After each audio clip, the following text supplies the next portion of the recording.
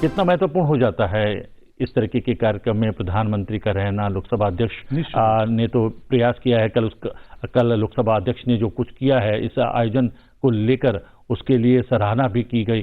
किरण रिजिजू ने कल अपने संबोधन में इस बात का जिक्र भी किया और आज शिक्षा मंत्री भी इस कार्यक्रम में सम्मिलित हैं। नहीं, ये सबसे है कि सरकार की गंभीरता दिख रही है कि जब प्रधानमंत्री देश का सबसे बड़ा नेता अगर खुद शामिल है और वो चाहता है कि इस तरह के आयोजन हों, और उन्होंने के ही शुरुआत उन्होंने कराई, और उसमें जो सबसे बड़ा लोकतंत्र का मंदिर है उसके केंद्रीय कक्ष में हो और वो लोकसभा अध्यक्ष उसको का आयोजन करा में, तो निश्चित रूप से इसका बहुत महत्व है।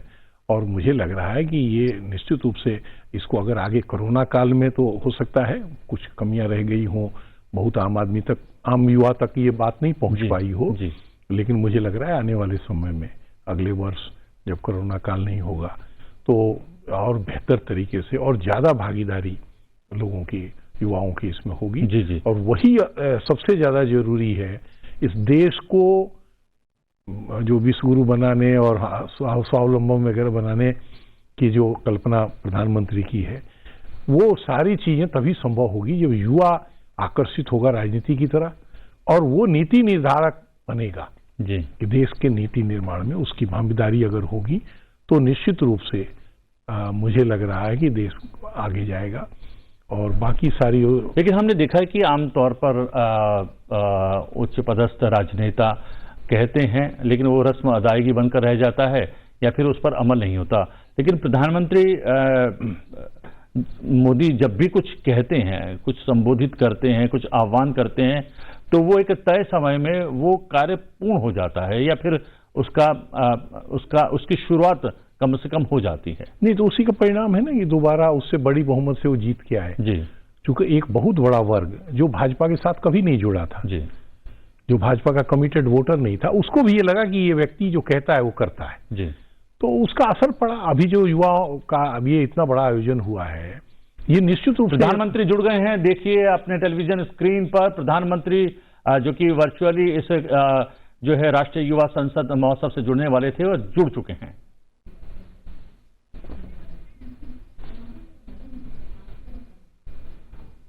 और हम आपको बता देते हैं भारत की माननीय प्रधानमंत्री श्री नरेंद्र मोदी जी का करतल ध्वनि के साथ आप सबसे निवेदन।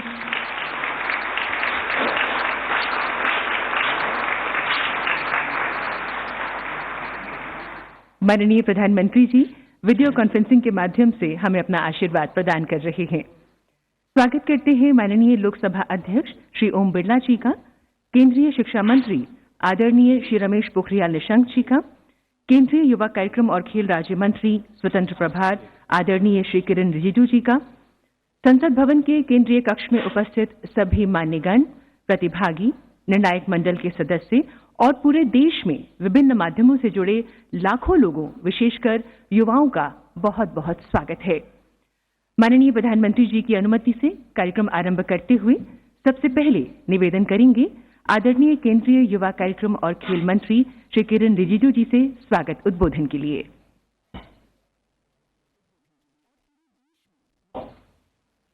लाखों लोगों, विशेषकर युवाओं का बहुत बहुत स्वागत है। माननीय प्रधानमंत्री जी की अनुमति से कार्यक्रम आरंभ करते हुए सबसे पहले निवेदन करेंगे आदरणीय केंद्रीय युवा कार्यक्रम और खेल मंत्री श्री किरण रिजिजू जी से स्वागत उद्बोधन के लिए।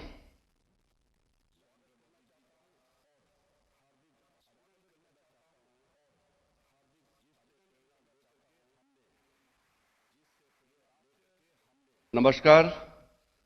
सर्वप्रथम मैं भारत के यशस्वी प्रधानमंत्री आदरणीय नरेंद्र मोदी जी का स्वागत करना चाहता हूं और हार्दिक अभिनंदन करना चाहता हूं, जिससे प्रेरणा लेकर के हमने ये राष्ट्रीय युवा संसद महोत्सव का आयोजन किया जा रहा है।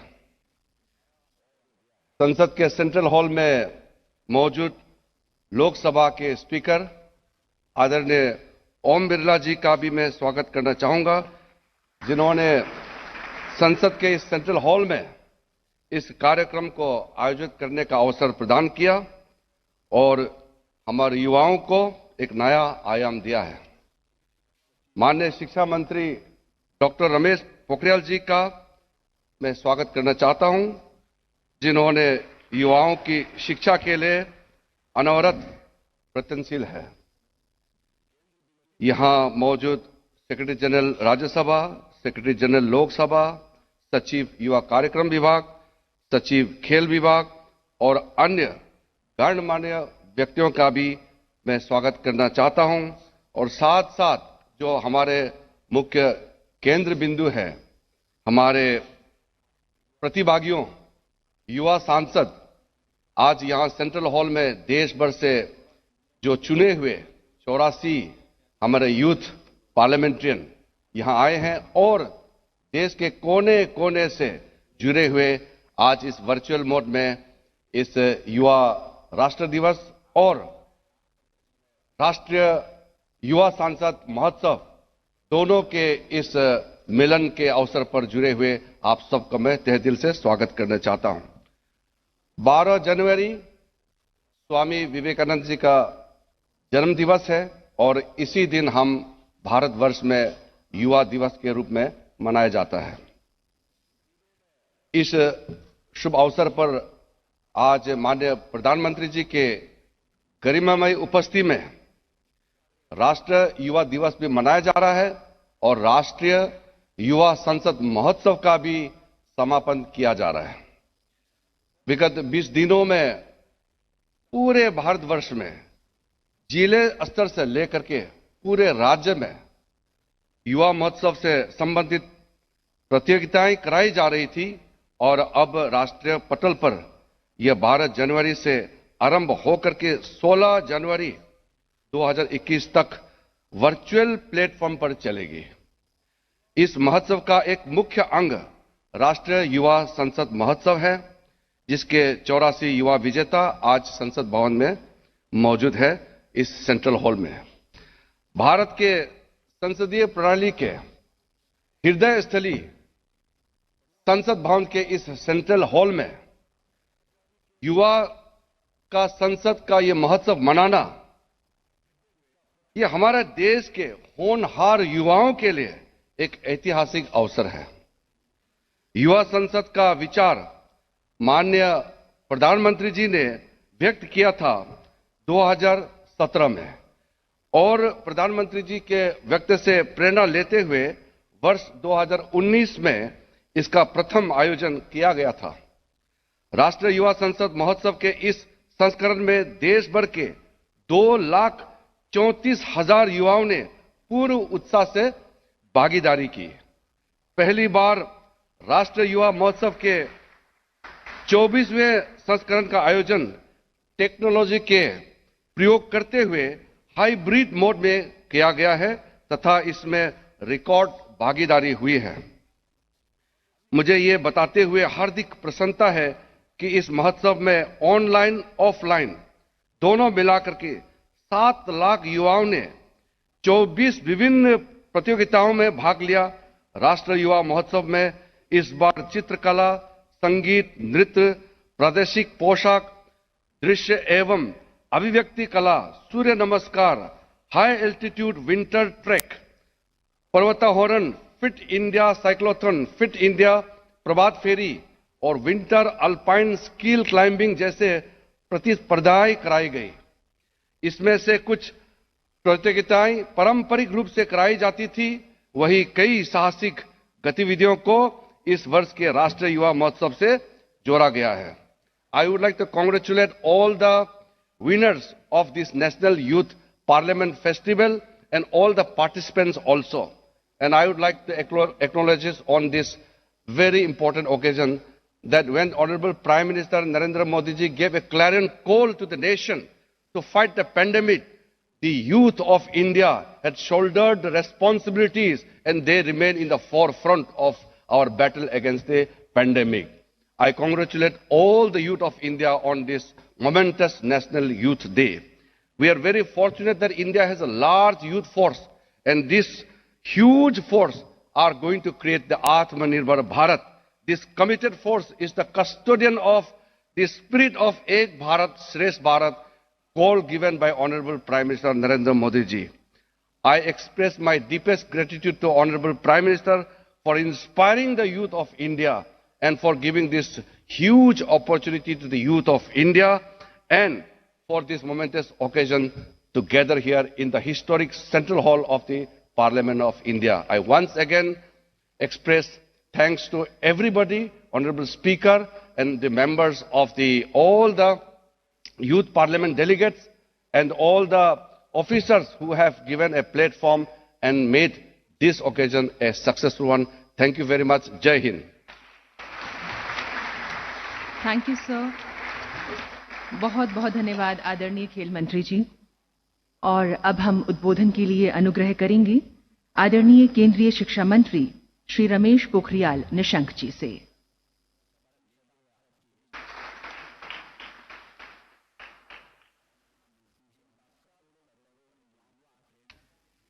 राष्ट्रीय युवा संसद महोत्सव का समापन और युवा दिवस के इस अवसर पर दुनिया के सबसे लोकप्रिय और सशक्त नेता भारत के यशस्वी प्रधानमंत्री परम श्रद्धेय श्री नरेंद्र मोदी, जिनका करोड़ों करोड़ों युवाओं को प्रेरणा मिलती है, हम सब करोड़ों करोड़ों युवा उनका हृदय की गहराइयों से अभिनंदन और इस कार्यक्रम में सम्मान कर रहे हैं, अभिनंदन कर रहे हैं।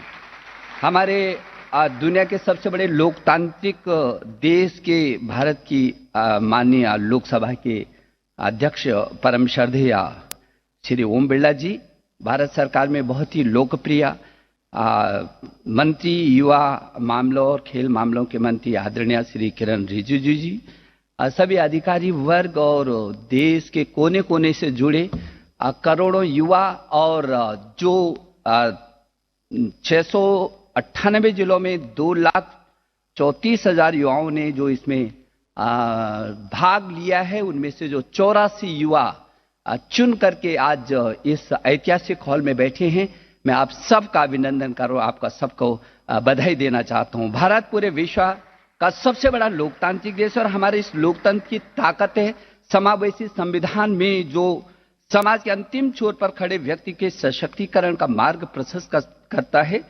हमारा संविधान का सबसे महत्वपूर्ण हिस्सा है प्रस्तावना और इस प्रस्तावना का पहला शब्द है वी, यानी हम, अर्थात हम भारत के लोग।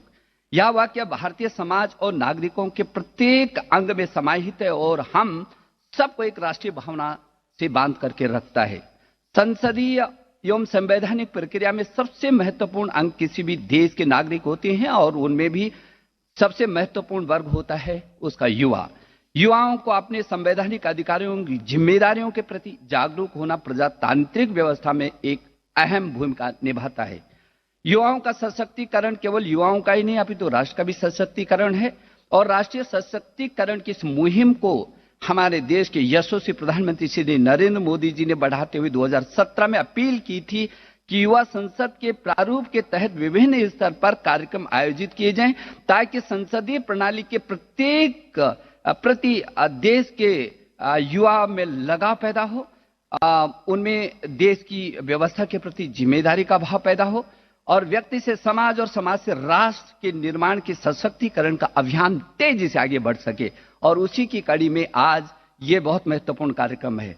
मेरे युवा साथियों, कौन भूल सकता है 2014 का वह दिन जब माननीय प्रधानमंत्री श्री नरेंद्र मोदी ने सदन के पटल पर पहला कदम रखने से पूर्व देश की लोकतांत्रिक व्यवस्था के सर्वोच्च मंदिर यानी संसद की सीढ़ियों पर अपना माथा टेका था और उनका समर्पण भाव आज भी विश्व में एक मिसाल बन गया। हमारे प्रधानमंत्री जी ने कहा था, मेरी सरकार एक ही धर्म है, मेरी सरकार का एक ही धर्म है, फर्स्ट इंडिया, इंडिया फर्स्ट। मेरी सरकार का एक ही धर्म ग्रंथ है, भारत का संविधान। मेरी सरकार का एक ही पूजा है 1.25 करोड़ देशवासियों का कल्याण और मेरी सरकार की एक ही कार्यशैली है सबका साथ, सबका विश्वास और सबका विकास। यह कथन लोकतांत्रिक व्यवस्था को उसकी गरिमा के सर्वोच्च ऊंचाई प्रदान करता है। मैं चाहता हूं कि मेरे देश का हर युवा उस लम्हे का एहसास करे और उस भाव में छिपी जिम्मेदारियों का आदर के साथ अपने अंदर समाहित करे। आज स्वामी विवेकानंद की जयंती और राष्ट्रीय युवा दिवस पर मैं स्वामी विवेकानंद जी के उन बातों का भी उल्लेख आपके सामने करना जरूर चाहूंगा। स्वामी जी हमेशा कहा करते थे कि किसी राष्ट्र की सबसे बड़ी ताकत और पूंजी उसके देश का युवा है। उस देश का भविष्य उस देश के युवाओं के पुरुषार्थ पर निर्भर होता है आज देश के 65% आबादी युवा हैं। ऐसे में यह निश्चित है कि देश का भविष्य तो उज्जवल है ही, इसमें कोई किसी को संशय नहीं है। स्वामी विवेकानंद के आदर्शों और मूल्यों को अपने जीवन में ढालते हुए अपना योगदान हम देंगे। वो हमेशा कहते थे कि मेरा पहला भगवान देश का देशवासी है और उनकी सेवा मेरा पहला धर्म है। इस महान विचार को अक्सर से अमल में लाने के लिए हमारे माननीय प्रधानमंत्री जी पूरी ताकत के साथ, समर्पितता के साथ विवेकानंद जी के सपनों को मूर्त रूप दे रहे हैं, जो हमारे सामने है, पूरे देश के सामने है। स्वामी जी के जीवन की बारीकी से अवलोकन करें तो उसमें हर युवा के लिए एक प्रेरणा, एक संदेश है कि जीवन भले ही लंबा ना हो परंतु बड़ा जरूर होना चाहिए। आपको मालूम है 39 वर्ष की आयु में उनका देहांत हो गया था। जीवन को सबसे बड़ा बनाने के लिए सबसे ज्यादा महत्व चरित्र का है।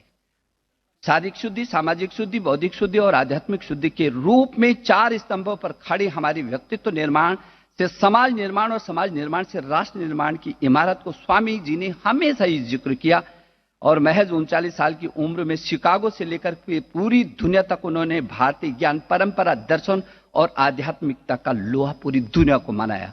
हम सबको मालूम है आज हमारा युवा राष्ट्र निर्माण अहम भूमिका निभाए, एक विश्व नागरिक के तौर पर पूरी दुनिया का नेतृत्व करे। हमारे देश के यशस्वी प्रधानमंत्री जी ने कहा जाना, मेरे युवा एक अच्छा नागरिक होना चाहिए, उसके साथ साथ वो एक विश्व मानव भी होना चाहिए, क्योंकि हम वसुधैव कुटुंबकम की बात करने वाले लोग हैं, हम सर्वे भवन्तु सुखिनः की बात करने वाले लोग हैं। अक्सर स्वामी जी से जब पूछते थे कि युवा कैसे हो, तो उसका मानना था कि युवा आशावादी हो, मानवतावादी हो, वो कर्मठ हो, जीवट हो, उसमें विश्वास भी हो और आत्मविश्वास भी हो, मान भी हो तो सम्मान भी हो, वीरवान भी हो तो चरित्रवान भी हो, और सामाजिक भी हो तो आध्यात्मिक भी हो।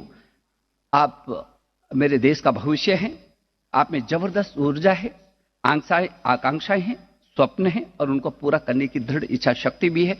मेरे देश के यशस्वी प्रधानमंत्री जी ने जिस 21वीं सदी के स्वर्णिम भारत का सपना संजोया है, जो स्वच्छ भारत होगा, सुंदर भारत होगा, सशक्त होगा, समृद्ध होगा, आत्मनिर्भर होगा, एक होगा, श्रेष्ठ भारत होगा, उस एक भारत और श्रेष्ठ भारत की आधारशिला बन करके आप आगे आएंगे। इन्हीं शुभकामनाओं के साथ मैं आपको बधाई देता हूं। धन्यवाद।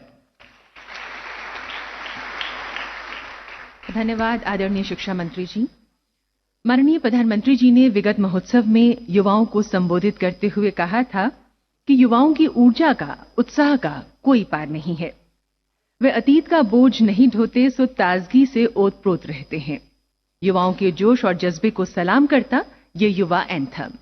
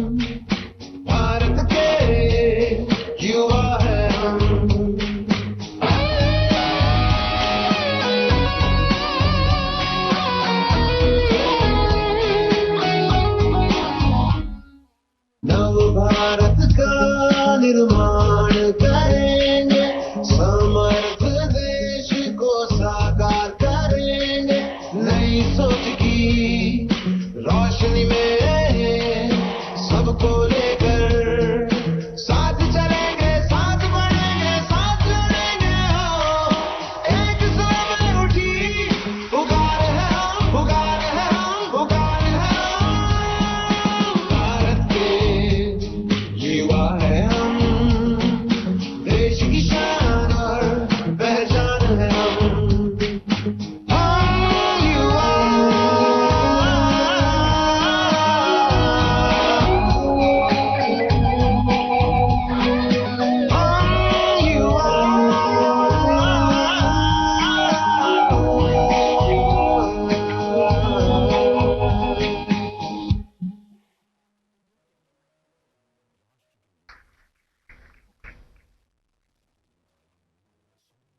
राष्ट्रीय युवा महोत्सव की यात्रा ऐतिहासिक भी रही है, अविस्मरणीय भी।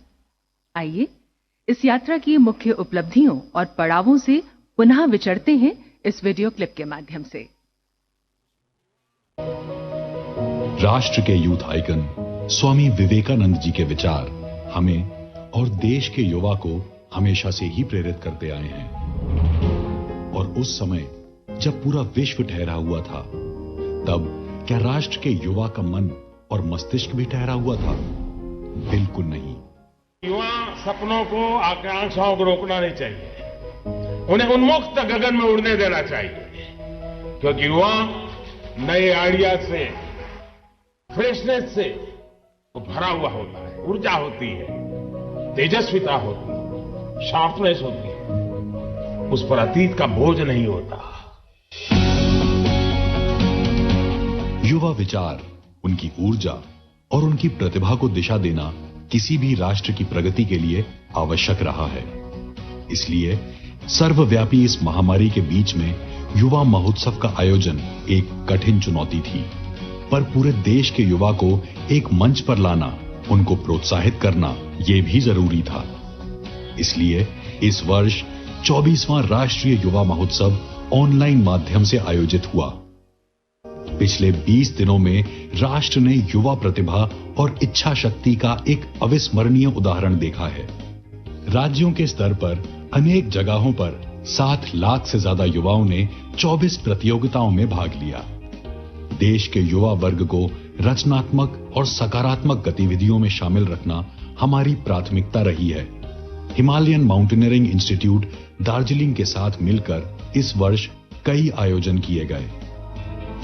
हाल ही में सबसे ज्यादा लोगों के द्वारा एक साथ सूर्य नमस्कार किए जाने का विश्व कीर्तिमान बनाने का प्रयास भी किया गया।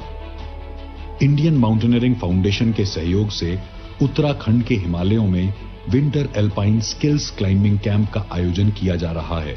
इनके अतिरिक्त अरुणाचल प्रदेश के दुर्गम इलाकों में भी पर्वतारोहण के कार्यक्रम आयोजित हुए। युवाओं के विचार और सोच को मंच देने के लिए राष्ट्रीय युवा संसद का 698 जिलों में आयोजन किया गया। इसमें 2,34,000 युवाओं ने भाग लिया। इनमें से राष्ट्रीय स्तर के 3 विजेताओं को माननीय प्रधानमंत्री जी के समक्ष अपने विचार प्रस्तुत करने का मौका दिया गया। युवा कार्यक्रम और खेल मंत्रालय ने देश के हर युवा तक पहुंचने का बीड़ा उठाया और इसके लिए राष्ट्रव्यापी प्रसार अभियान को जारी किया। सिर्फ सोशल मीडिया के माध्यम से ही युवा महोत्सव और युवा संसद तकरीबन 1 करोड़ 10 लाख लोगों ने देखा। हमारे लिए ये एक सुखद अनुभूति है कि हमने देश के लाखों युवाओं को अपनी प्रतिभा दिखाने का अवसर दिया और राष्ट्रीय युवा महोत्सव का ऑनलाइन माध्यम से आयोजन कर इस महोत्सव की भव्यता को कायम रखा। इन सब आयोजनों के साथ अब राष्ट्रीय युवा महोत्सव देश के युवा वर्ग को एक नवीन ऊर्जा और प्रोत्साहन देने का अनूठा प्रयास कर रहा है।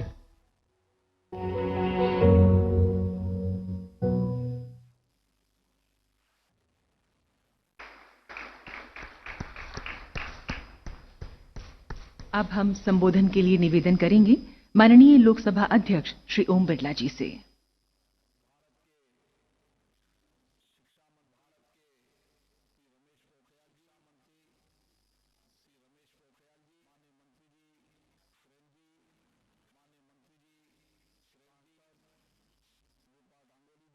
आदरणीय प्रधानमंत्री जी,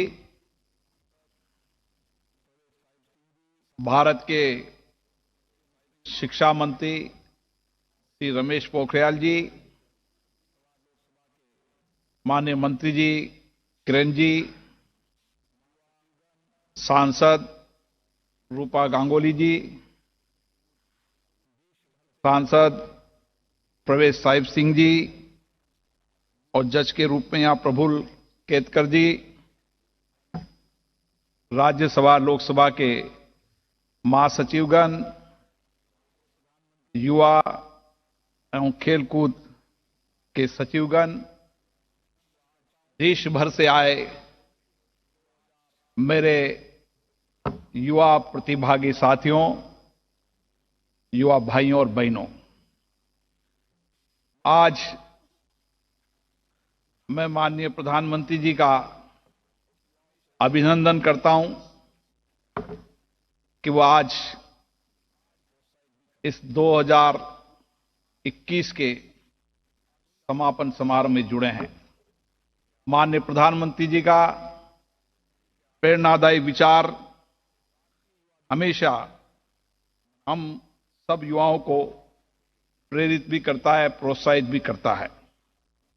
आज आधुनिक भारत के महान दार्शनिक स्वामी विवेकानंद जी का जन्म दिवस है, जिसे हम राष्ट्रीय युवा दिवस के रूप में मनाते हैं। आज का दिन युवा शक्ति और युवा सामर्थ्य के उत्सव का दिन है। स्वामी जी ने युवाओं में आत्मविश्वास और आत्मशक्ति को मजबूत करने का एक व्यापक संदेश दिया था। मैं आप सब में इस युवा शक्ति में वो आत्मविश्वास भी देख रहा हूं और आत्मशक्ति भी देख रहा हूं, और इसीलिए आज हमारे देश का युवा असंभव से लगने वाली बातों को भी जिस तरीके से आत्मविश्वास से कर रहा है, ये आत्मविश्वास निश्चित रूप से स्वामी जी के सपनों को पूरा करेगा, नए भारत के सपनों को पूरा करेगा। संसद भवन लोकतंत्र का मंदिर है और ये एक अमूल्य धरोहर भी है। आज इस ऐतिहासिक संसदीय भवन के इस केंद्रीय कक्ष में आप देश के अलग अलग हिस्सों का प्रतिनिधित्व कर रहे हैं। मुझे ऐसा लग रहा है जैसे लघु भारत यहां पर मुझे नौजवानों का दिख रहा है, और इसीलिए इस लघु भारत के स्वरूप में हम सबका दायित्व बनता है कि हम किस तरीके से संसदीय परंपराओं, प्रक्रियाओं और मूल्यों को देश के अधिकतम लोगों को पहुंचाने में अपना सक्रिय प्रयास करें। आप यहां से नई शक्ति, नई ऊर्जा का स्रोत लेकर जाएंगे और वह देश के अलग अलग क्षेत्रों में लोकतंत्र को मजबूत करेगा और उसके साथ साथ ही देश की समस्याओं और कठिनाइयों का समाधान भी इसी लोकतांत्रिक वार्ताओं से निकालने का प्रयास होगा। आज देश की युवाओं की ऊर्जा, असीमित क्षमता का उपयोग माननीय प्रधानमंत्री जी के नेतृत्व में हो रहा है। माननीय प्रधानमंत्री जी ने कई दिशाएं दी हैं, मार्गदर्शन दिया है, कार्यक्रम दिए हैं, जिसके माध्यम से आज हम युवाओं की असीमित ऊर्जा का उपयोग कर रहे हैं। उनका विजन युवाओं की नवाचारों और सकारात्मक बदलाव की क्षमता के माध्यम से नए राष्ट्र के निर्माण की ओर बढ़ रहा है। इसी उद्देश्य को और व्यापक अर्थ देते हुए आत्मनिर्भर भारत अभियान की शुरुआत की है, और इन्हीं योजनाओं के माध्यम से भारत आज हमारी आंखों के सामने ये सपने साकार होते हुए हम देख रहे हैं। नौजवान साथियों, माननीय प्रधानमंत्री जी ने पहले भी कहा था कि अगर हमको आत्मनिर्भर भारत बनाना है तो देश का हर नौजवान हमारे गांव, शहर से बने हुए उन उत्पादक वस्तुओं का उपयोग करे, तब हम आत्मनिर्भर भारत बनाएंगे। और आज दिशा की ओर नौजवान बढ़ रहा है, देश बढ़ रहा है, और हमने इस छोटे से एक अभियान के रूप में जो माननीय प्रधानमंत्री जी ने शुरू किया, लेकिन दुनिया के अंदर भारत आत्मनिर्भर की एक ताकत और शक्ति के रूप में उभरा है। हमारा संकल्प होना चाहिए कि हम देश के पुनरुत्थान एवं संविधान और संसद को सशक्त करने के लिए युवा ऊर्जा और युवा शक्ति का अधिकतम उपयोग करें। हमारे लोकतंत्र का भविष्य उज्जवल है, क्योंकि हमारी युवा शक्ति अपने देश, अपने लोकतंत्र और अपनी व्यवस्था में सक्रिय भागीदारी है। देश में सकारात्मक बदलाव, नवाचारों के साथ युवा आगे बढ़ रहे हैं, और ये हमारे लोकतांत्रिक भविष्य के लिए उत्साहजनक संदेश है। नए भारत की परिकल्पना, नए भारत के निर्माण के सपने जो हमने देखे हैं वह तभी पूरे हो सकते हैं जब हम लोकतंत्र में सक्रिय भागीदारी और सहभागिता निभाएं। अंत में मैं युवा संसद के इस फाइनल विजेताओं को और सभी प्रतिभागियों को बहुत बहुत बधाई देता हूं और एक आपसे आग्रह कर रहा हूं कि माननीय प्रधानमंत्री जी ने पीठासीन अधिकारियों के सम्मेलन में कहा था कि देश का नौजवान विद्यार्थी काल से ही नो योर कॉन्स्टिट्यूशन, संविधान को जाने, और हमने निर्णय किया है कि राज्य की विधानसभाएं, राज्य सरकार और केंद्र सरकार के माध्यम से यह हम अभियान हम देश के अंदर चलाएंगे और इस अभियान के माध्यम से हमारे लोकतंत्र को सशक्त, मजबूत और समृद्ध भी करेंगे और आने वाले समय में संविधान को मजबूत करते हुए नए भारत के सपनों का जो सपना देश के नौजवानों देखा है, प्रधानमंत्री जी ने जो हमें मार्गदर्शन दिया है, हम उस सपने को पूरा करने के लिए कृत संकल्प है। आप सभी नौजवानों को बहुत बहुत शुभकामनाएं, बहुत बहुत बधाई, और मैं विशेष रूप से माननीय प्रधानमंत्री जी का आभार व्यक्त करता हूं कि आज उनके माध्यम से देश के नौजवानों को नया मार्गदर्शन और नई दिशा मिलेगी। धन्यवाद। जय हिंद। बहुत धन्यवाद माननीय लोकसभा अध्यक्ष महोदय श्री ओम बिरला जी। माननीय प्रधानमंत्री जी, ब्लॉक, जिला और राज्य स्तर की प्रक्रिया से होते हुए राष्ट्रीय स्तर पर शामिल हुए 29 प्रतिभागी, जिनका कल यहां इस केंद्रीय कक्ष में संभाषण हुआ और निर्णायक मंडल ने आंकलन कर 3 विजेताओं का चयन किया। अब वे आपके समक्ष अपने विचार व्यक्त करेंगे और श्रृंखला में सबसे पहले आ रहे हैं तृतीय पुरस्कार विजेता अविनाम मंगर।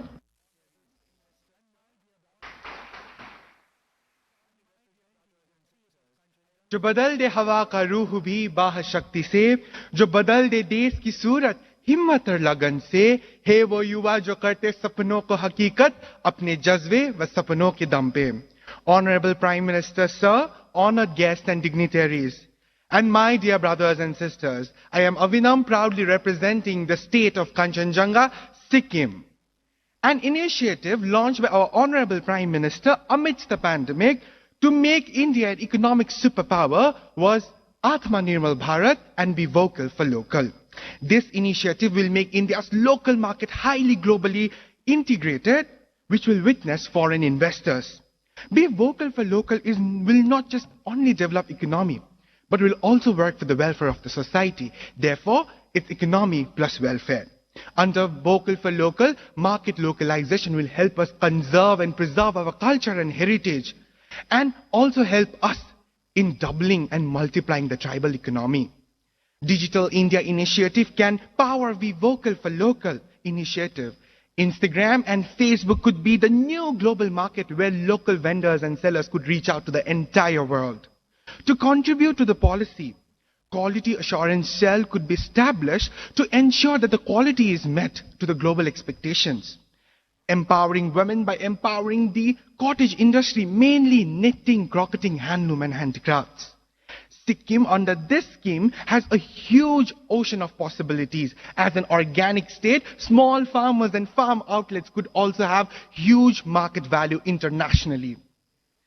Api sakam pachanasya sukham vai magavan grihe arjitam svena viryena navya prashita kanchanam. The one who is self-reliant is the happiest, and to make India self-reliant, Be Vocal for Local is the antidote. And this antidote could be made possible by the youths. Swami Vivekananda says, the future lies in the youth of character and skill. And to bring about the youth of character and skill, the government of India has already launched various schemes under the leadership and guidance of our Prime Minister.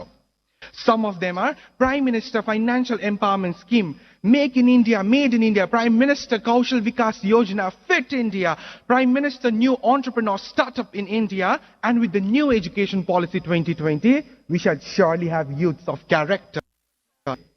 Sri Satya Sai Baba writes, politics without principle, education without character, and commerce without morality is not just useless, but positively dangerous. So my dear brothers and sisters, and the youths of this magnanimous country, it's time to raise our flag, color flag, and to sing the song which unites the 1.5 billion people of our motherland, and to celebrate the unique culture, diversity, and language which binds us as Ek Bharat, Shreshth Bharat. And the new India shall witness youth who are vocal for local and shall speak in the language of compassion, tolerance, love, and equanimity. And with sustainability, let us achieve a clean and healthy India. Vande Mataram. Jai Hind, Jai Bharat. अब आ रही है द्वितीय पुरस्कार विजेता आयति मिश्रा महाराष्ट्र से।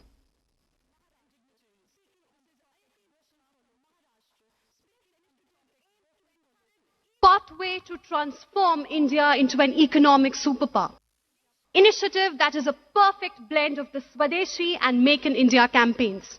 Honorable Prime Minister, sir, honored guests and dignitaries. This is Ayati Mishra from Maharashtra speaking on the topic Vocal for Local. This initiative aims to encourage each and every citizen of the nation to endorse local and made in India products, not only by purchasing them, but also by promoting them with pride and dignity. I firmly believe that this initiative would transform India into an economic superpower. But how? The fiscal stimulus of 20 lakh crore has helped MSMEs and local industries restart their businesses after the COVID crisis, potentially providing employment to over 100 million people. With more employment, aggregate demand would increase, leading to increase in production and subsequent increase in our GDP. Thus, a robust startup ecosystem would be created. With sustained quality and competitive pricing, local brands may become national brands and further aspire to become global brands, thereby brand India. This initiative shall have a direct bearing on reducing import dependency and maximizing exports of those products where India has a comparative advantage, thereby earning foreign exchange. Through this initiative, India can become the center of the global supply chain, and our vision of a $5 trillion economy shall undoubtedly translate into reality.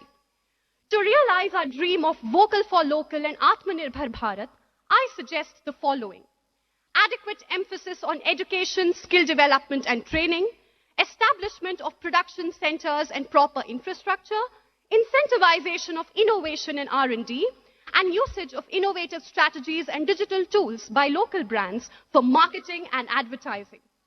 Just like our spiritual leaders, we, the youth, should become the torchbearers of this initiative, endeavor to preserve our rich cultural heritage, and take inspiration from youth like Kasnas Angmo, the 29-year-old from Ladakh who takes local Ladakhi products to an international level.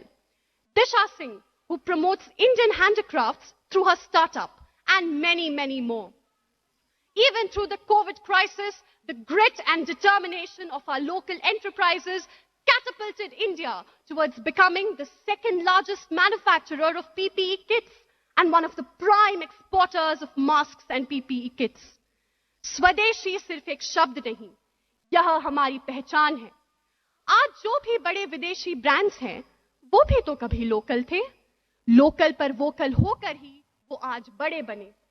तो क्यों ना आज हम सब भी यह formula अपनाएं, local पर वोकल होकर भारतीय ब्रांड्स को बड़ा बनाएं, भारतीय संस्कृति को विश्व भर में उजागर करें एवं भारतीय अर्थव्यवस्था को एक नया आयाम दें. तो आए आज हम सब मिलकर यह दृढ़ संकल्प लें कि हम एक नए एवं आत्मनिर्भर भारत का निर्माण करें. धन्यवाद. जय हिंद, जय भारत. और अब आ रही हैं राष्ट्रीय युवा संसद महोत्सव 2021 की प्रथम विजेता उत्तर प्रदेश की मुदिता मिश्रा.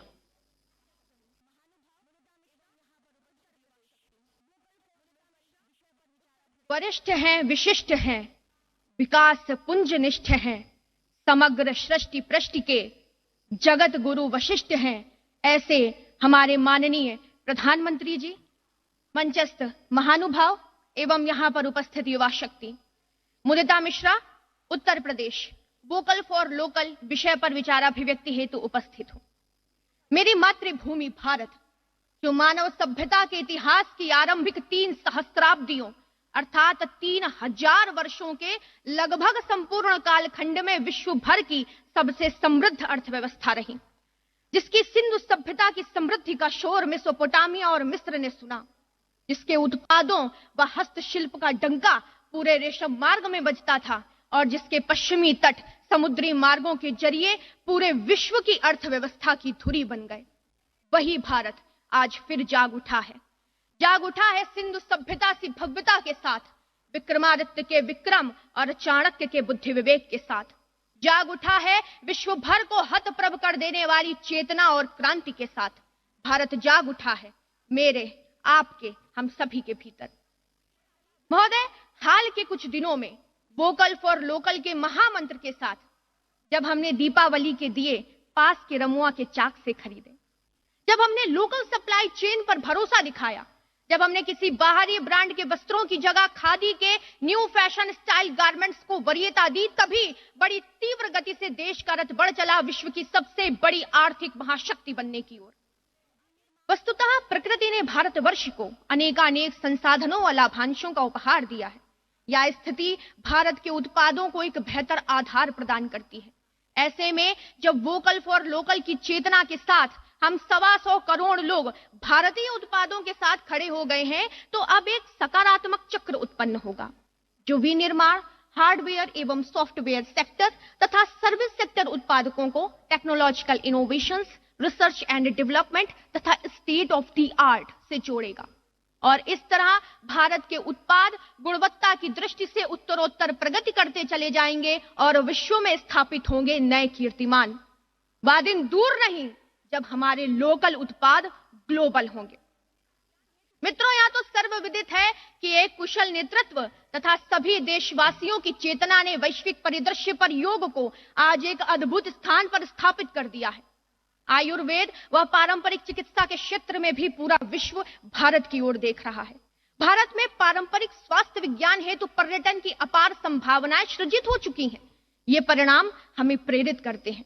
तो क्यों ना हर भारतीय हमारे लोकल उत्पादों का ब्रांड एम्बेसडर बन जाए। चलिए हम मिलकर ब्रांडिंग करते हैं पश्चिम बंगाल के हिमसागर आम और वाराणसी की गुलाबी मीनाकारी की। चलिए मिलकर वोकल होते हैं गुजरात के टांगलिया शॉल और गोवा के खाजे के लिए। चलिए अपने घरों को सजाते हैं बिहार की मधुबनी या अरुणाचल की तांखा पेंटिंग से। चलिए इस बार किसी एनआरआई फ्रेंड को गिफ्ट करते हैं तेलंगाना की पोचमपल्ली इकत साड़ी या ओडिशा के आदिवासियों की सरलता व सुंदरता से भरी कोटपाल हैंडलूम फैब्रिक। खरीदारी किसी मॉल में हो या ई कॉमर्स साइट्स पर, चलिए सबसे पहले देखते हैं मेड इन इंडिया का लेबल। चलिए बनाते हैं भारतवर्ष को एक वैश्विक आर्थिक महाशक्ति। अंत में वैचारिक पटाक्षेप करने से पूर्व आह्वान करना चाहती हूं। यह पवन परम अनुकूल देख, यह देख भुजा का बल अथाह, तू चले बेड़ियां तोड़ कहीं, रोकेगा आकर कौन राह। डगमग धरणी पर दमित तेज, सागर पारे सा उठे डोल, उठ जाग समय अब शेष नहीं, भारत मां के शार्दूल बोल। धन्यवाद। जय हिंद, जय मां भारती।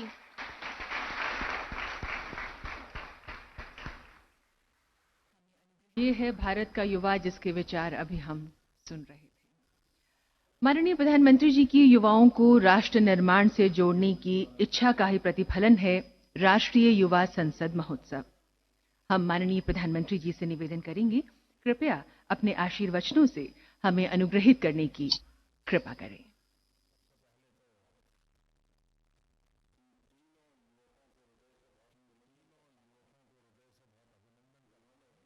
नमस्कार।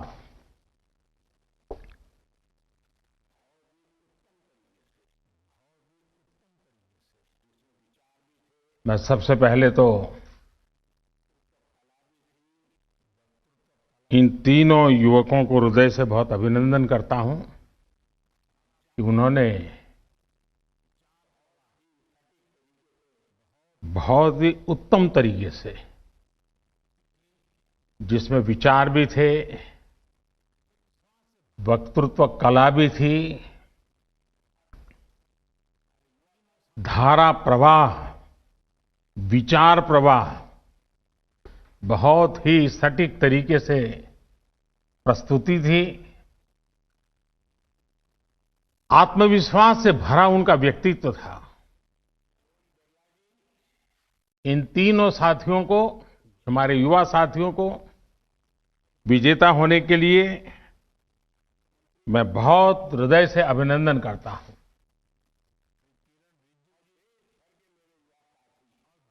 लोकसभा के स्पीकर श्री ओम बिरला जी, शिक्षा मंत्री श्री रमेश पोखरियाल निशंक जी,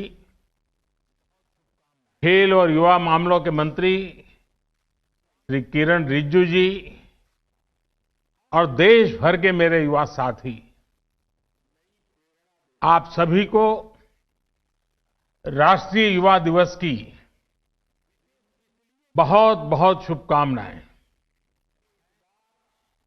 स्वामी विवेकानंद की जन्म जयंती का ये दिन हम सभी को नई प्रेरणा देता है। आज का दिन विशेष इसलिए भी हो गया है कि इस बार युवा संसद देश की संसद के सेंट्रल हॉल में हो रही है। ये सेंट्रल हॉल हमारे संविधान के निर्माण का गवाह है। देश के अनेक महान व्यक्तियों ने यहां आजाद भारत के लिए फैसले लिए, भारत के भविष्य के लिए चिंतन किया।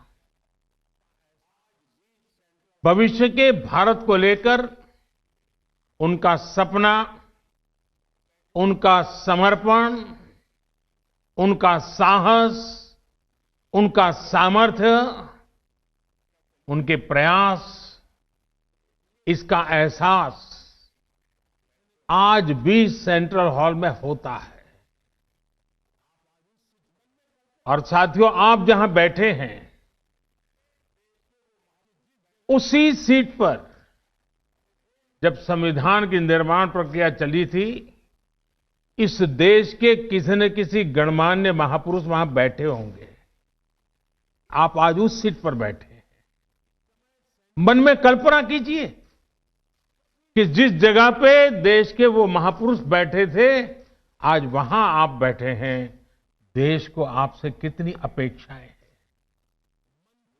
मुझे विश्वास है ये अनुभव इस समय सेंट्रल हॉल में बैठे सभी युवा साथियों को भी हो रहा होगा।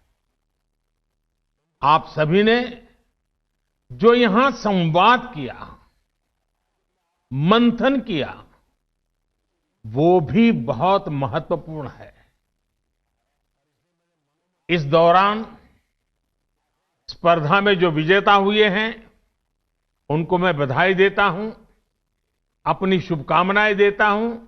और यहां जब मैं आपको सुन रहा था तो मुझे विचार आया और इसलिए मैंने मनोमन तय किया है कि आपके जो भाषण है उसको मैं आज मेरे ट्विटर हैंडल पर से ट्वीट करूंगा।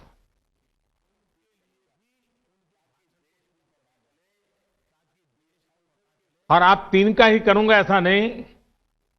अगर रिकॉर्डेड मटेरियल अवेलेबल होगा तो मैं जो कल फाइनल पैनल में थे उनके लिए भी उनके भाषण को ट्वीट करूंगा, ताकि देश को पता चले कि ये संसद के परिषद में, इस परिसर में हमारा भावी भारत कैसे आकार ले रहा है। तो मेरे लिए ये बहुत गर्व की बात होगी कि मैं आज आपके भाषण को ट्वीट करूंगा।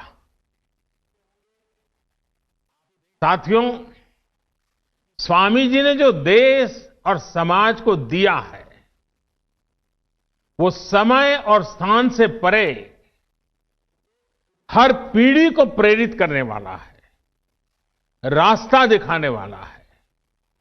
आप देखते होंगे कि भारत का शायद ही ऐसा कोई गांव हो, कोई शहर हो, कोई व्यक्ति हो जो स्वामी जी से खुद को जुड़ा महसूस न करता हो, उससे प्रेरित न होता हो।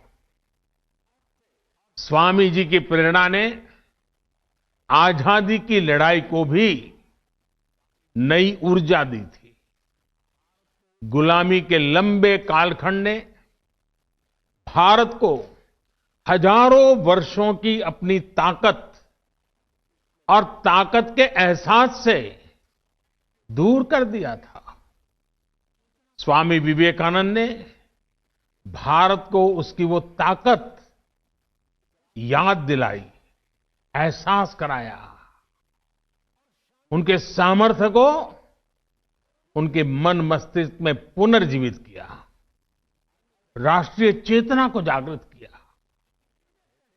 आप ये जानकर हैरान रह जाएंगे कि उस समय क्रांति के मार्ग से भी और शांति के मार्ग से भी, दोनों ही तरह से जो आजादी के लिए जंग चल रहा था, आजादी की लड़ाई लड़ रहे थे, वो कहीं न कहीं स्वामी विवेकानंद जी से प्रेरित थे। उनकी गिरफ्तारी के समय, फांसी के समय स्वामी विवेकानंद से जुड़ा साहित्य जरूर पुलिस के हाथ आता था। तब इसका बाकायदा अध्ययन करवाया गया था कि स्वामी विवेकानंद जी के विचारों में ऐसा क्या है जो लोगों को देशभक्ति के लिए, राष्ट्र निर्माण के लिए, आजादी के लिए मर मिटने की प्रेरणा देता है, हर नवयुवान के मस्तिष्क को इतना प्रभावित करता है। समय गुजरता गया, देश आजाद हो गया, लेकिन हम आज भी देखते हैं स्वामी जी हमारे बीच ही होते हैं, प्रतिपल हमें प्रेरणा देते हैं। उनका प्रभाव हमारी चिंतन धारा में कहीं न कहीं नजर आता है। आध्यात्म को लेकर उन्होंने जो कहा, राष्ट्रवाद, राष्ट्र निर्माण, राष्ट्रभक्ति को लेकर उन्होंने जो कहा, जन सेवा से जग सेवा को लेकर उनके विचार आज हमारे मन मंदिर में उतनी ही तीव्रता से प्रभावित होते हैं। मुझे विश्वास है आप युवा साथी भी इस बात को जरूर महसूस करते होंगे। कहीं पर भी विवेकानंद जी की तस्वीर देखते होंगे, कल्पना तक आपको नहीं होगी, मनोमन आपके मन में एक श्रद्धा का भाव जग, सर आपको उनको नमन करता होगा, ये अवश्य होता होगा। साथियों, स्वामी विवेकानंद ने एक और अनमोल उपहार दिया है। ये उपहार है व्यक्तियों के निर्माण का, संस्थाओं के निर्माण का। और ज्यादातर ऐसे विषयों की चर्चा भी थोड़ी कम ही होती है, लेकिन हम अध्ययन करेंगे तो पाएंगे कि स्वामी विवेकानंद ने ऐसी संस्थाओं को भी आगे बढ़ाया जो आज भी व्यक्ति के निर्माण का काम बखूबी कर रही है। उनके संस्कार, उनका सेवा भाव, उनका समर्पण भाव लगातार जगाती रहती है। व्यक्ति से संस्था का निर्माण और संस्था से अनेकों व्यक्तियों का निर्माण एक अनवरत, अविलंब, अबाधित चक्र है जो चलता ही जा रहा है। लोग स्वामी जी के प्रभाव में आते हैं, संस्थाओं का निर्माण करने की प्रेरणा लेते हैं, संस्था निर्माण करते हैं, फिर उन संस्थानों से, उसकी व्यवस्था से, प्रेरणा से, विचार से, आदर्श से ऐसे लोग निकलते हैं जो स्वामी जी के दिखाए मार्ग पर चलते हुए नए लोगों को खुद से जोड़ते चलते हैं। इंडिविजुअल से इंस्टीट्यूशंस और इंस्टीट्यूशन से फिर इंडिविजुअल, ये चक्र आज भारत की बहुत बड़ी ताकत है। आप लोग एंटरप्रेन्योरशिप के बारे में बहुत सुनते हैं। वो भी तो कुछ एक प्रकार से यही बातें हैं। एक ब्रिलियंट इंडिविजुअल एक शानदार कंपनी बनाता है, बाद में उस कंपनी में जो इकोसिस्टम बनता है उसकी वजह से वहां अनेकों ब्रिलियंट इंडिविजुअल्स बनते हैं। ये इंडिविजुअल्स आगे जाकर और नई कंपनियां बनाते हैं। इंडिविजुअल्स और इंस्टीट्यूशन का ये चक्र देश और समाज के हर क्षेत्र, हर स्तर के लिए उतना ही महत्वपूर्ण है। साथियों, आज जो देश में नई नेशनल एजुकेशन पॉलिसी लागू की गई है, उसका भी बहुत बड़ा फोकस बेहतर इंडिविजुअल्स के निर्माण पर है। व्यक्ति निर्माण से राष्ट्र निर्माण, ये पॉलिसी युवाओं की इच्छा, युवाओं के कौशल, युवाओं की समझ, युवाओं के फैसले को सर्वोच्च प्राथमिकता देती है। अब चाहे जो सब्जेक्ट चुनिए, चाहे जो कॉम्बिनेशन चुनिए, चाहे जो स्ट्रीम चुनिए, एक कोर्स को ब्रेक देकर आप दूसरा कोर्स शुरू करना चाहें तो आप वो भी कर सकते हैं।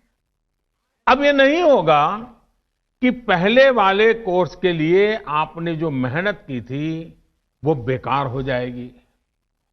आपको उतनी पढ़ाई का भी सर्टिफिकेट मिल जाएगा जो आगे ले जाएगा। साथियों, आज देश में एक ऐसा इकोसिस्टम विकसित किया जा रहा है जिसकी तलाश में अक्सर हमारे युवा विदेशों का रुख करते थे। वहां की आधुनिक शिक्षा, बेहतर एंटरप्राइज अपॉर्चुनिटीज, टैलेंट को पहचानने वाली, सम्मान देने की वाली व्यवस्था उन्हें स्वाभाविक रूप से आकर्षित करती थी। अब देश में ही ऐसी व्यवस्था हमारे युवा साथियों को मिले, इसके लिए हम प्रतिबद्ध भी हैं, हम प्रयासरत भी हैं।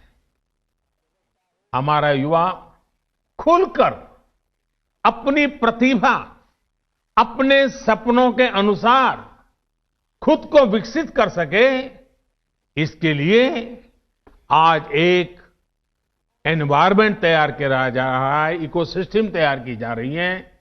शिक्षा व्यवस्था हो, समाज व्यवस्था हो, कानूनी बारीकियां हो, हर चीज में इन बातों को केंद्र में रखा जा रहा है। स्वामी जी का बहुत जोर उस बात पर भी था जिसको हमने कभी भूलना नहीं चाहिए। स्वामी जी हमेशा कहते थे और वो इस बात पर बल देते थे, वे शारीरिक ताकत पर भी बल देते थे, मानसिक ताकत पर भी बल देते थे। वो कहते थे, muscles of iron and nerves of steel. उनकी प्रेरणा, उन्हीं की प्रेरणा से आज भारत के युवाओं की शारीरिक मानसिक फिटनेस पर विशेष फोकस किया जा रहा है।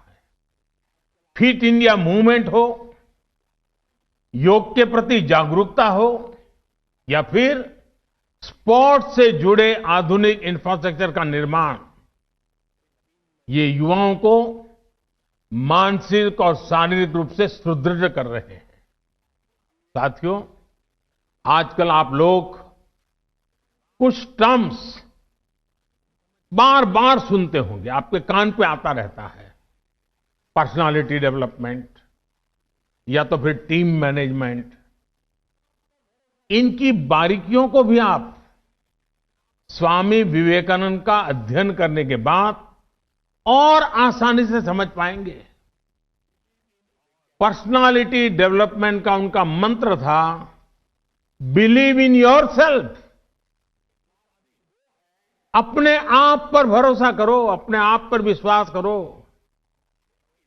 लीडरशिप का उनका मंत्र था, बिलीव इन ऑल। वे कहते थे, पुराने धर्मों के मुताबिक नास्तिक वो है जो ईश्वर में भरोसा नहीं करता, लेकिन नया धर्म कहता है नास्तिक वो है जो खुद में भरोसा नहीं करता। और जब नेतृत्व की बात आती थी तो वो खुद से भी पहले अपनी टीम पर भरोसा जताते थे। मैंने कहीं पढ़ा था, वो किस्सा मैं आपको भी सुनाना चाहता हूं। एक बार स्वामी जी अपने साथी स्वामी शारदानंद जी के साथ लंदन में एक पब्लिक लेक्चर के लिए गए थे। सब तैयारी हो चुकी थी, सुनने वाले इकट्ठे हो गए थे और स्वाभाविक है हर कोई स्वामी विवेकानंद जी को सुनने के लिए आकर्षित होकर के आया था। लेकिन जैसे ही बोलने का नंबर आया तो स्वामी जी ने कहा कि आज भाषण मैं नहीं बल्कि मेरे सहयोगी शारदानंद जी देंगे। शारदानंद जी ने भी सोचा नहीं था कि अचानक उनके जिम्मे काम आ जाएगा। वो इसके लिए तैयार भी नहीं थे। लेकिन जब शारदानंद जी ने भाषण देना शुरू किया तो हर कोई चकित हो गया, उनसे प्रभावित हो गया। और ये होती है लीडरशिप और अपनी टीम के लोगों पर भरोसा करने की ताकत। आज हम जितना स्वामी विवेकानंद जी के बारे में जानते हैं उसमें बहुत बड़ा योगदान स्वामी शारदानंद जी का ही है। साथियों, ये स्वामी जी ही थे जिन्होंने उस दौर में कहा था कि निडर, बेबाक, साफ दिल वाले, साहसी और आकांक्षी युवा ही वो नींव हैं जिस पर राष्ट्र के भविष्य का निर्माण होता है। वो युवाओं पर, युवा शक्ति पर इतना विश्वास करते थे। अब आपको उनके इस विश्वास की कसौटी पर खरा उतरना है। भारत को अब नई ऊंचाइयों पर ले जाने का काम, देश को आत्मनिर्भर बनाने का काम आप सब युवा को ही करना है। अब आप में से कुछ युवा सोच सकते हैं कि अभी तो हमारी इतनी उम्र ही नहीं हुई है, अभी तो हंसने खेलने जिंदगी में मौज करने की उम्र है। साथियों, जब लक्ष्य स्पष्ट हो, इच्छा शक्ति हो तो उम्र कभी बाधा नहीं बनती है, उम्र इतनी मायने नहीं रखती है। आप हमेशा याद रखिएगा कि गुलामी के समय में आजादी के आंदोलन की कमान युवा पीढ़ी ने ही संभाली थी। जानते हैं, शहीद खुदीराम बोस जब फांसी पर चढ़े तो उनकी उम्र क्या थी? सिर्फ 18-19 साल। भगत सिंह को फांसी लगी तो उनकी उम्र कितनी थी? सिर्फ 24 साल। भगवान बिरसा मुंडा जब शहीद हुए तो उनकी आयु कितनी थी? बमुश्किल 25 साल।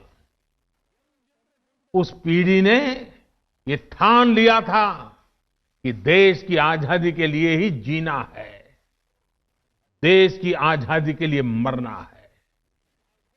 लॉयर्स, डॉक्टर, प्रोफेसर्स, बैंकर्स, अलग अलग प्रोफेशन से यंग जनरेशन के लोग निकले और सबने मिलकर के हमें आजादी दिलाई।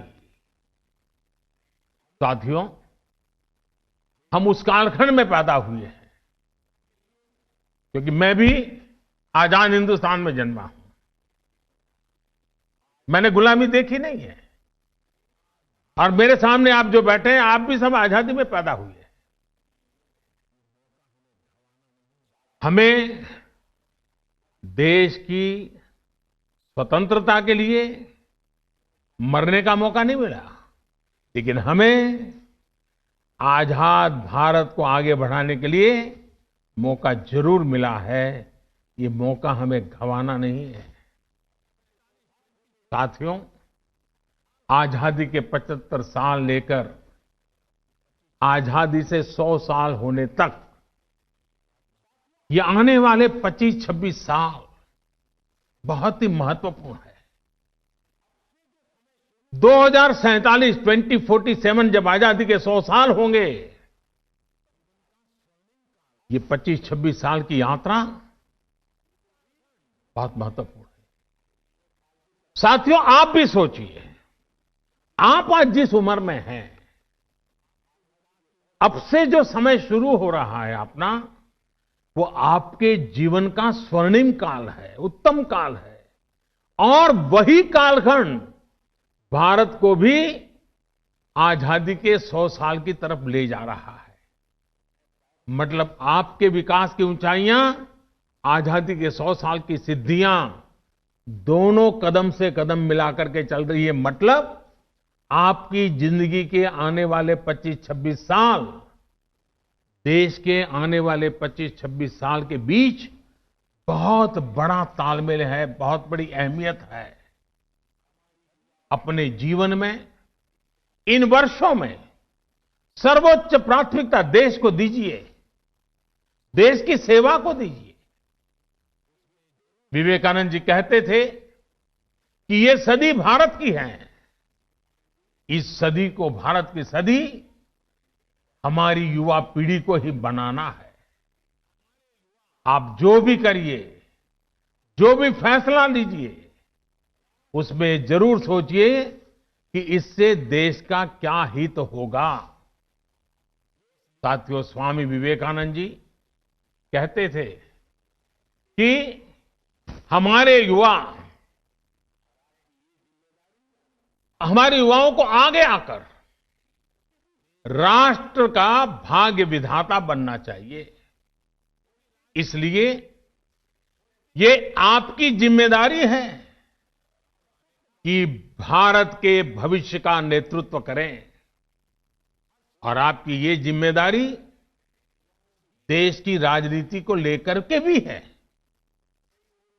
क्योंकि राजनीति, पॉलिटिक्स देश में सार्थक बदलाव लाने का एक सशक्त माध्यम है। हर क्षेत्र की तरह पॉलिटिक्स को भी युवाओं की बहुत ज्यादा जरूरत है।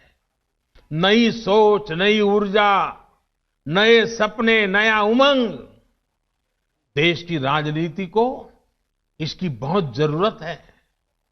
साथियों, पहले देश में यह धारणा बन गई थी कि अगर कोई युवक राजनीति की तरफ रुख करता था तो घर वाले कहते थे कि अब बच्चा बिगड़ रहा है, क्योंकि राजनीति का मतलब ही बन गया था झगड़ा, फसाद, लूट, खसोट, भ्रष्टाचार, न जाने क्या क्या लेबल लग गए थे। लोग कहते थे कि सब कुछ बदल सकता है, लेकिन सियासत नहीं बदल सकती। लेकिन आज आप देखिए, आज देश की जनता, देश के नागरिक इतने जागरूक हुए हैं कि राजनीति में वो ईमानदार लोगों के साथ खड़े होते हैं, ईमानदार लोगों को मौका देते हैं। देश की सामान्य जनता ईमानदार, समर्पित, सेवाभावी राजनीति में आए हुए लोगों के साथ डट करके खड़ी रहती है। ऑनेस्टी और परफॉर्मेंस आज की राजनीति की पहली अनिवार्य शर्त होती जा रही है। और देश में जो जागरूकता आई है ना, उसने ये दबाव पैदा किया है। भ्रष्टाचार जिनकी लीगेसी थी, उनका भ्रष्टाचार ही आज उन पर बोझ बन गया है। और ये देश के सामान्य नागरिक की जागरूकता की ताकत है। वो लाख कोशिशों के बाद भी इससे उभर नहीं पा रहे हैं। देश अब ईमानदारों को प्यार दे रहा है, ईमानदारों को आशीर्वाद दे रहा है, ईमानदारों के साथ अपनी ताकत खड़ी कर देता है, अपना विश्वास दे रहा है। अब जनप्रतिनिधि भी ये समझने लगे हैं कि अगले चुनाव में जाना है तो सीवी स्ट्रांग होनी चाहिए, कामों का हिसाब पुख्ता होना चाहिए। लेकिन साथियों, कुछ बदलाव अभी भी बाकी है और ये बदलाव देश के युवाओं को, आपको ही करने हैं। लोकतंत्र का एक सबसे बड़ा दुश्मन पनप रहा है और वो है राजनीतिक वंशवाद। राजनीतिक वंशवाद देश के सामने ऐसी ही चुनौती है जिसे जड़ से उखाड़ना है। ये बात सही है कि अब केवल सरनेम के सहारे चुनाव जीतने वालों के दिन लदने लगे हैं। लेकिन राजनीति में वंशवाद का ये रोग अभी पूरी तरह समाप्त नहीं हुआ है। अभी भी ऐसे लोग हैं जिनका विचार, जिनका आचार, जिनका लक्ष्य सब कुछ अपने परिवार की राजनीति और राजनीति में अपने परिवार को बचाने का ही है। साथियों, ये राजनीतिक वंशवाद लोकतंत्र में एक नए रूप के तानाशाही के साथ ही देश पर अक्षमता का बोझ भी बढ़ा देता है। राजनीतिक वंशवाद नेशन फर्स्ट के बजाय सिर्फ मैं और मेरा परिवार, इसी भावना को मजबूत करता है। ये भारत में राजनीतिक और सामाजिक करप्शन का भी एक बहुत बड़ा कारण है। वंशवाद की जगह से आगे बढ़े लोगों को लगता है कि अगर उनकी पहले की पीढ़ियों के करप्शन का हिसाब नहीं हुआ तो उनका भी कोई कुछ नहीं बिगाड़ सकता। वो तो अपने घर में ही इस प्रकार के विकृत उदाहरण भी देखते हैं। इसलिए ऐसे लोगों का कानून के प्रति न सम्मान होता है, न कानून का उनको डर भी होता है।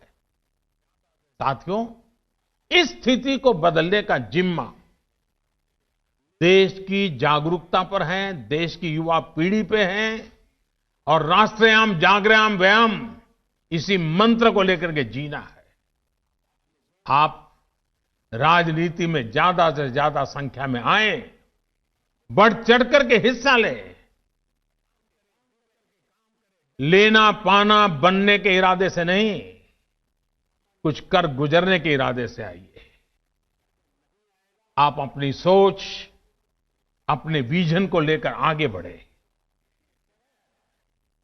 एक साथ मिलकर के काम करें, जुट करके काम करें, डट करके काम करें। याद रखिएगा, जब तक देश का सामान्य युवा राजनीति में नहीं आएगा, वंशवाद का ये जहर इसी तरह हमारे लोकतंत्र को कमजोर करता रहेगा।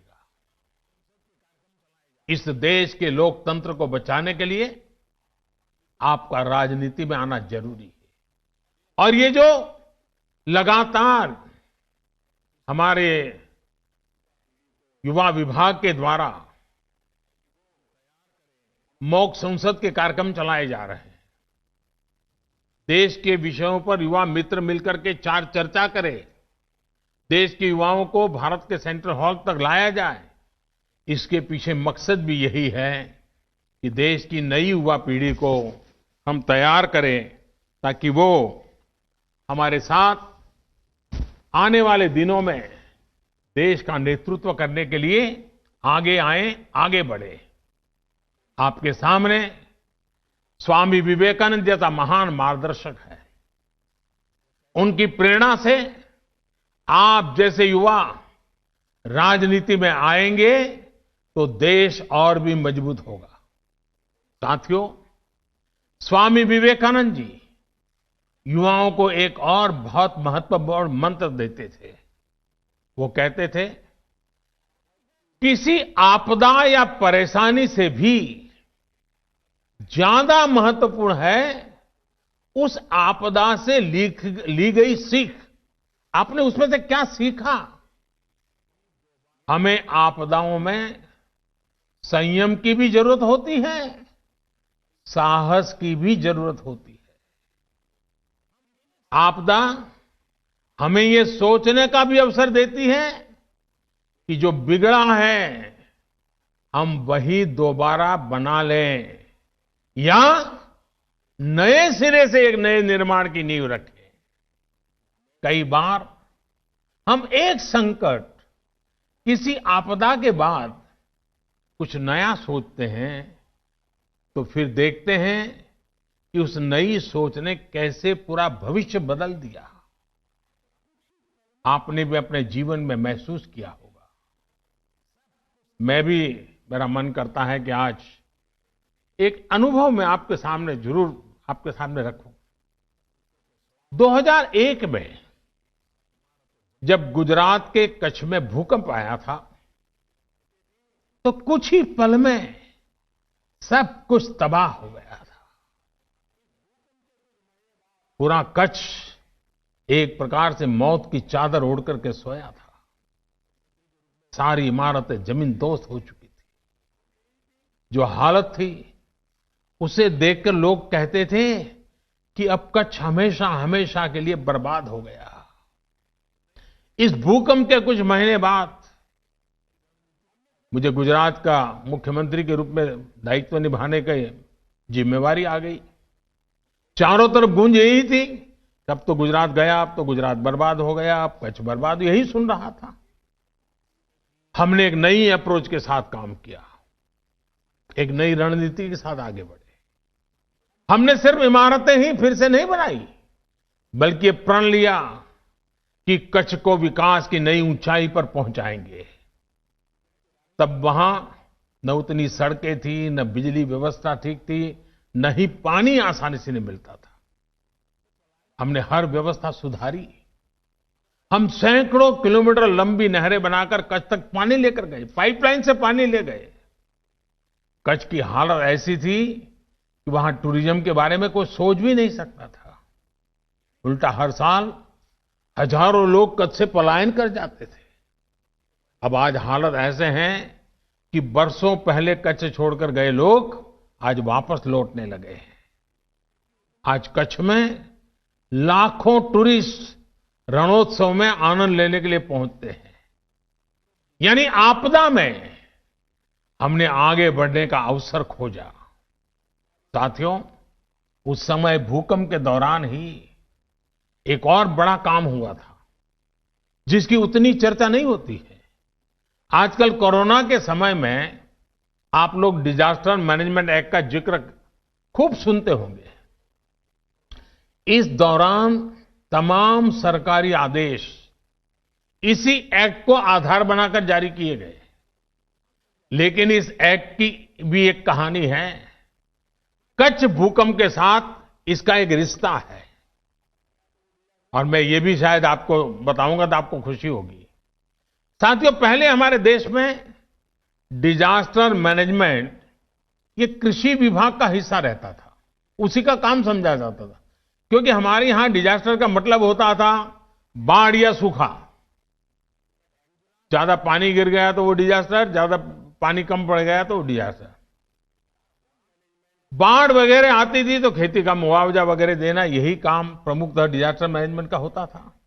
लेकिन कच्छ भूकंप से सबक लेते हुए गुजरात ने 2003 में Gujarat state disaster management act बनाया। तब देश में पहली बार ऐसा हुआ जब डिजास्टर मैनेजमेंट को कृषि विभाग से लेकर वहां से बाहर निकाल करके गृह विभाग के अंडर में दे दिया गया। बाद में केंद्र सरकार ने 2005 में गुजरात के उसी कानून से सीख लेकर पूरे देश के लिए डिजास्टर मैनेजमेंट एक्ट बनाया। अब इसी एक्ट की मदद से ताकत से देश ने महामारी के खिलाफ इतनी बड़ी लड़ाई लड़ी है। आज यही एक्ट हमारे लाखों लोगों की जान बचाने में सहायक हुआ, देश को इतने बड़े संकट से उबारने में आधार बना। इतना ही नहीं, जहां कभी डिजास्टर मैनेजमेंट केवल मुआवजे और राहत सामग्री तक सीमित होता था, उसी भारत के डिजास्टर मैनेजमेंट से आज दुनिया सीख रही है। साथियों, जो समाज संकटों में भी प्रगति के रास्ते बनाना सीख लेता है, वो समाज अपना भविष्य खुद लिखता है। और इसलिए आज भारत और 130 करोड़ भारतवासी अपना भविष्य, और वो भी उत्तम भविष्य, आज देश के नागरिक खुद गढ़ रहे हैं। आपके द्वारा किया गया हर एक प्रयास, हर एक सेवा कार्य, हर एक इनोवेशन और हर एक ईमानदार संकल्प भविष्य की नींव में रखा जा रहा एक मजबूत पत्थर है। आप अपने प्रयासों में सफल हो, इन्हीं शुभकामनाओं के साथ मैं फिर एक बार देश भर में लाखों युवकों ने कोरोना के इस कालखंड में भी कहीं पर रूबरू में, कहीं पर वर्चुअल, इस यूथ मूवमेंट को आगे बढ़ाया। डिपार्टमेंट के लोग भी अभिनंदन के अधिकारी हैं, इसमें हिस्सा लेने वाले नौजवान भी अभिनंदन के अधिकारी हैं, और विजेता होने वालों को अनेक अनेक शुभकामनाएं देने के साथ साथ जिन बातों को उन्होंने बोला है, वो बातें समाज की जड़ों में जाएं, इसके लिए वो सफलतापूर्वक आगे बढ़े, ऐसी मेरी अनेक अनेक शुभकामनाएं हैं। मैं फिर एक बार स्पीकर महोदय का संसद भवन के अंदर इस कार्यक्रम की रचना के लिए आभार व्यक्त करते हुए मेरी वाणी को विराम देता हूं। बहुत बहुत धन्यवाद।